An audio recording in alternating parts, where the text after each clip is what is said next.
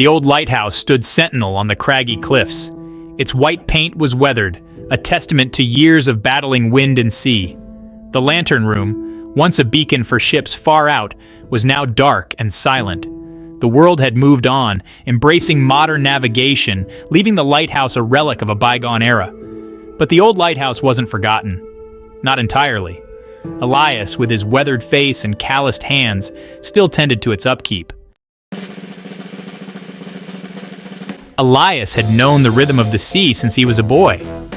He had grown up within the lighthouse's shadow, often talking to seagulls, convinced they were his long-lost relatives. One day, he even tried to teach a crab to dance the tango.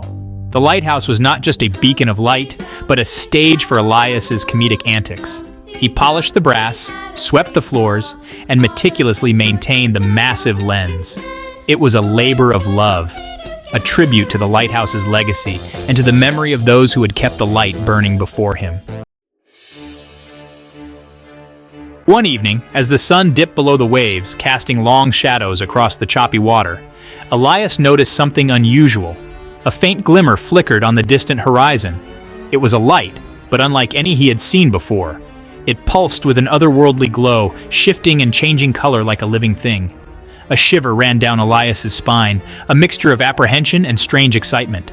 He hadn't seen a vessel approach the shore in years. Instinct took over. He rushed to the heart of the lighthouse, his heart pounding in his chest. Dust covered the old kerosene lamp, a testament to its years of disuse.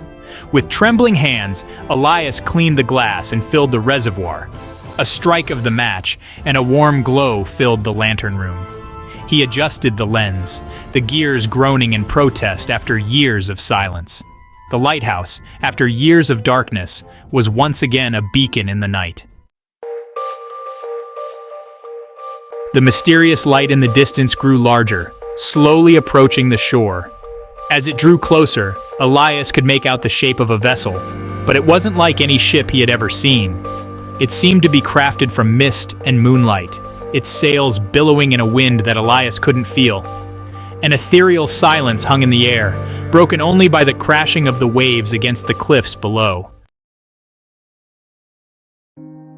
The vessel glided silently to a stop just offshore. A figure emerged from the mist, his form tall and indistinct. He raised a hand in greeting, and his voice, when he spoke, was like the whisper of the wind. "Thank you," the figure said, his voice filled with an ancient sadness and a profound gratitude. "Your light guided us home." Elias, his heart pounding, could only nod, awestruck by the otherworldly encounter.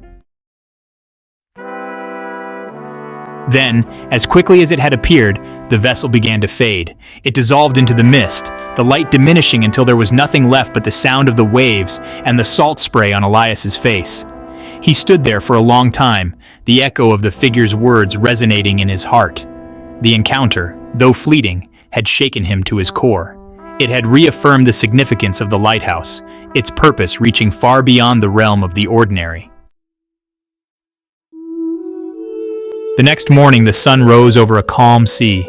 The events of the previous night felt like a dream, a whisper from a world unseen, but the memory lingered, etched into Elias's soul. He climbed back up to the lantern room, his steps lighter than they had been in years. As he looked out at the vast expanse of the ocean, he knew that the lighthouse's light, though seemingly insignificant in the grand scheme of things, held a power that transcended the physical world. Elias continued to tend to the lighthouse, his heart filled with a newfound purpose. He knew that even though the world had moved on, the light still held meaning.